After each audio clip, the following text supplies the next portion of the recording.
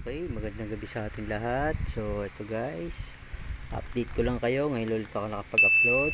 So, ito, meron tayong project ngayon na magpapalit tayo ng terminal ng welding machine. So, ito yung luma niya. So, wala na yung katambal niyan. Then, kailangan natin palitan kasi gagamitin. Kaya ito ipapalit natin. Twist lock na. Ito yung kanya ka-partner. Yan. So, ilalagay mo dyan.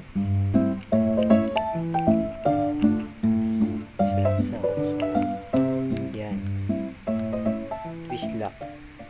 So, may lalagyan natin ng wire dito para magamit na. So, ito yung ating unit. Madumi. So, update ko kayo mamaya pagka okay na. So, yun. So, ayun guys. So, update lang tayo sa ginagawa natin kanina. So, ito yung ginagawa natin kanina na palit tayo ng terminal socket ng welding cable. So, ito na siya ngayon. Twist type na. Yan na yung ating unit. So, malinis na. Then, nagawa na rin tayo ng alligator clip para sa ground, tsaka electrode holder.